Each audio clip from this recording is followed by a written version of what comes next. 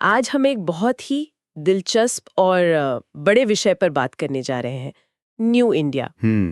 ये सिर्फ एक शब्द नहीं है, ये एक सपना है। एक ऐसे भारत का सपना जहां हर सिर पे छत हो, हर घर में बिजली और इंटरनेट हो, जो गरीबी और भ्रष्टाचार से पूरी तरह मुक्त हो। और दुनिया के मंच पर एक बड़ी ताकत के रूप में खड़ा हो। हमारे पास इस पर कई तरह के स्रोत हैं। नीति आयोग के विजन से जुड़े लेख हैं, कुछ एकेडमिक रिसर्च पेपर हैं और सामाजिक मुद्दों पर रिपोर्ट्स भी हैं। बिल्कुल। तो आज हम इस भव्य तस्वीर के पीछे की हकीकत को समझने की कोशिश करेंगे। पर देखिए, ये एक महत्वाकांक्षी सपना है, लेकिन सवाल यह है कि इस सपने और आज की हकीकत के बीच कौन सी बड़ी चुनौतियां खड़ी हैं। आज हम इन्हीं चुनौतियों की परतों को खोलेंगे और देखेंगे कि आंकड़े और जमीनी सच्चाई क्या कहती हैं। तो चलिए शुरुआत अच्छी खबर से करते हैं। आर्थिक तौर पर भारत दुनिया में सबसे तेजी से बढ़ने वाली अर्थव्यवस्थाओं में से एक है। हाँ, ये तो है। हमारी जीडीपी लगभग 2.5 ट्रिलियन डॉलर है और नीति आयोग का अनुमान है कि अगले 15 सालों में ये 7.5 ट्रिलियन डॉलर तक पहुंच सकती है।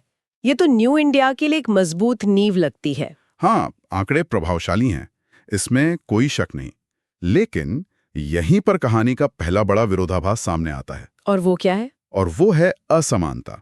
हमारे पास वर्ल्ड इनइक्वालिटी रिपोर्ट 2026 के कुछ चौंकाने वाले आंकड़े हैं। अच्छा। रिपोर्ट के मुताबिक 2025 में भारत के टॉप 1% लोगों के पास देश की 40% से ज्यादा संपत्ति थी। 40%? हाँ, 40%। मतलब देश की लगभग आधी दौलत सिर्फ 1% लोगों के हाथों में सिमट कर रह गई है। बिल्कुल। और ये खाई और भी गहरी होती है।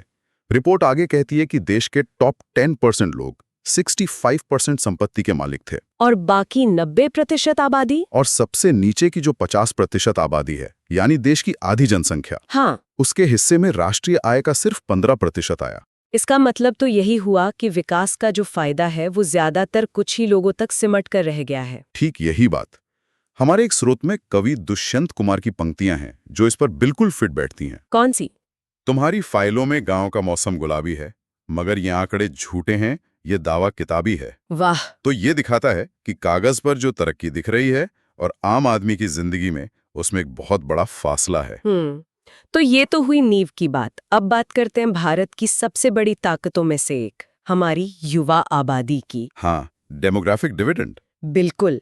भारत दुनिया का सबसे युवा देश है। औसत उम्र सिर्फ 28 साल और 62% आबादी काम करने की उम्र में है। ये तो न्यू इंडिया के लिए एक जबरदस्त इंजन हो सकता है ना? हो सकता है, लेकिन तभी जब ये युवा आबादी स्वस्थ हो, शिक्षित हो और सबसे जरूरी, रोजगार से जुड़ी हो। और यहीं पर चुनौती है। हाँ, और यहीं पर हमारी दूसरी बड़ी चुनौती सामने आती है। सबसे पहले बेरोजगारी।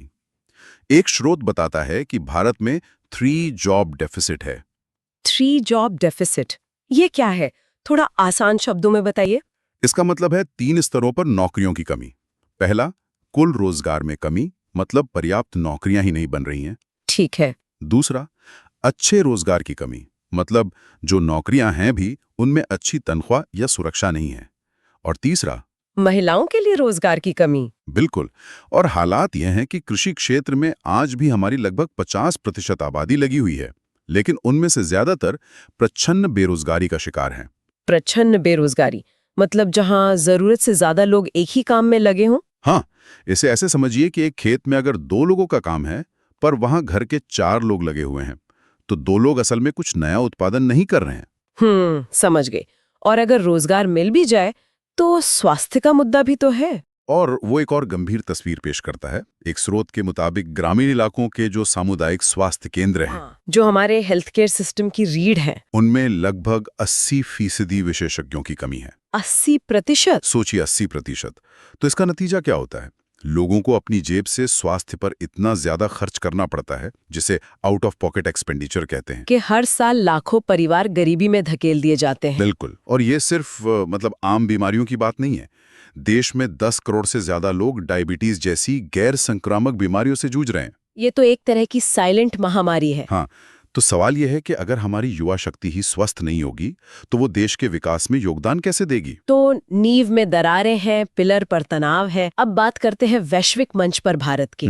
न्यू इंडिया की एक और बड़ी कल्पना है भारत को एक वैश्विक लीडर और manufacturing hub banana. Make in India जैसी पहलें इसी दिशा में है। हाँ, लेकिन इस रास्ते में एक बिल्कुल नई और कह सकते हैं अप्रत्याशित चुनौती खड़ी हो गई है, CBAM। Carbon border adjustment mechanism. ये सुनने में बहुत तकनीकी लगता है, ये है क्या? मैं इसे सरल भाषा में बताता हूँ। यूरोपियन यूनियन यानी EU ने कार्बन उत्सर्जन करने वाले उत्पादों के आयात पर एक तरह का कार्बन टैक्स लगा दिया है। जैसे कि स्टील और एल्यूमिनियम? हाँ बिल्कुल, और इसका भारत पर सीधा असर पड़ेगा क्योंकि हमारा स्टील उद्योग बहुत ज्यादा कार्बन उत्सर्जित करता है। कितना ज्यादा? वैश्विक औसत है 1.85 टन प्रति टन स्टील और भारत का औसत है 2.6 टन। ओह, ये तो काफी ज्यादा है। हाँ, तो एक अनुमान है कि इस टैक्स की वजह से EU को निर्यात करने वाली भारतीय स्टील कंपनियों का मुनाफा 25% से 30% तक गिर सकता है। ये तो मेक इन इंडिया के लक्ष्य के लिए एक बहुत बड़ा झटका है। बहुत बड़ा झटका। तो हमने नींव को देखा, पिलर को परखा, लेकिन कोई भी मजबूत देश सिर्फ अर्थव्यवस्था या युवा शक्ति पर नहीं टिकता। उसकी नींव एक मजबूत समाज पर टिकी होती है, भरोसे पे टिकी होती है। तो चलिए देखते हैं कि इस मोर्चे पर न्यू इंडिया के सामने क्या चुनौतियां हैं। और यहाँ चुनौती कई परतों में है। सबसे बड़ी है भ्रष्टाचार।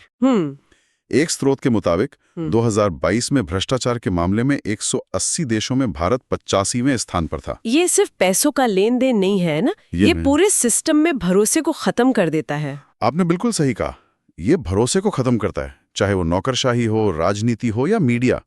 एक स्रोत में तो न्यायपालिका में भी बेंच फिक्सिंग जैसे गंभीर आरोपों का जिक्र है। ये तो बहुत चिंता की बात है। और भ्रष्टाचार के अलावा आंतरिक सुरक्षा और सामाजिक सद्भाव भी बड़ी चुनौतियां हैं। जैसे स्रोत बताते हैं कि सांप्रदायिकता, नक्सलवाद और आतंकवाद जैसी समस्याएं देश की एकता और विकास के लिए लगातार खतरा बनी हुई हैं। तो जब समाज अंदर से ही बटा हो तो एक होकर न्यू इंडिया का लक्ष्य हासिल करना बहुत मुश्किल हो जाता है, नामुमकिन हो जाता है। तो आज की हमारी इस पूरी चर्चा से ये साफ है कि न्यू इंडिया का सपना जितना शानदार है, उसकी राह उतनी ही मुश्किलों और विरोधाभासों से भरी है। एक तरफ तेज आर्थिक विकास है तो दूसरी तरफ बढ़ती असमानता की गहरी खाई। बिल्कुल। एक तरफ दुनिया की सबसे बड़ी युवा शक्ति है तो दूसरी तरफ बेरोजगारी और स्वास्थ्य सेवाओं का संकट। तो सारे स्रोतों को एक साथ देखने पर एक ही सवाल मन में आता है, भारत के पास अपार क्षमता है, लेकिन ये गहरी संरचनात्मक समस्याएं भी हैं। तो सोचने वाली बात यह है कि अगर न्यू इंडिया के सपने को सच करना है तो सबसे पहली और सबसे मजबूत चोट किस एक चुनौती पर करनी होगी? ये एक बड़ा सवाल है। क्या वो स्वास्थ्य सुधार है, या शिक्षा में बदलाव है, या फिर भ्रष्टाचार पर लगाम लगाना? वो कौन सी एक कड़ी है जिसे मजबूत करने से पूरी जंजीर मजबूत हो सकती है?